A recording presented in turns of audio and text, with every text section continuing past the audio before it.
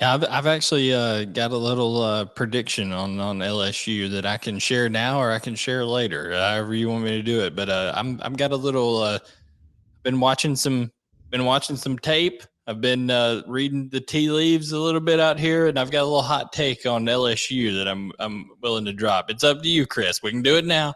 We can do it later, whenever. I say we do it now, and here's the reason. Wednesday night streams, if for you, this is a listener-driven show, so we look at your comments, take your questions, and right now I think people are just streaming in. We don't have any questions yet, so let's get it out there. I think LSU is about to really hit their stride. They're gonna just take care of Auburn. May not score on Saturday. It may be 35-0. Like that's it could be bad. And then everybody's talking about Tennessee right now. But Tennessee's got to come to Death Valley the next week, October 8th. People were talking about the going into the season, people were talking about Georgia Auburn that day. People were talking about Alabama Texas A&M that day. Well, Tennessee has to go on the road to LSU, and if LSU is able to beat Tennessee, they got Florida and Ole Miss after that. They could be a one-loss team with Alabama coming to them. 3 weeks after that. So I think you got to keep your eye on LSU.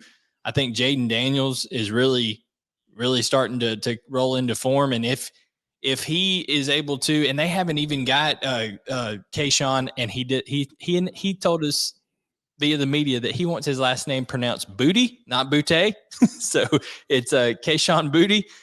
He's got 10 catches for 93 yards on the year. If they get him rolling, in addition to Malik Neighbors, Brian Thomas, Jeray Jenkins, that's a formidable offense over there. And we know what they have up front defensively. I think LSU could really get rolling, Blake. Look, all about the booty. It's I think with what he brings to the table there. No, you're right. I mean, we talked about like schedules, right? Like that's been a big part of this in terms of, kind of comparing all these SEC teams. Specifically, I think this is not to knock the East anymore because we've said, I mean, Tennessee's on the way up. We know where Kentucky's at now.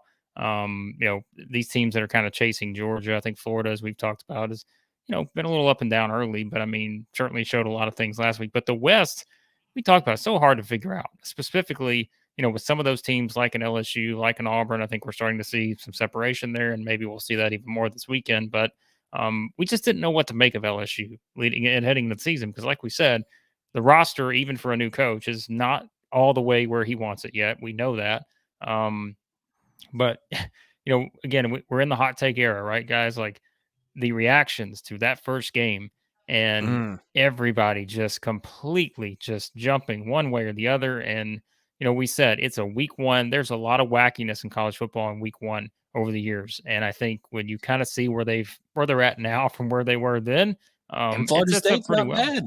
Right. I was going to say, Florida State's nowhere near what people, I think that was one of the things too, is it just was so hard to get a read on them after one game. And now you kind of see what they're doing. They get a big win against Mississippi State.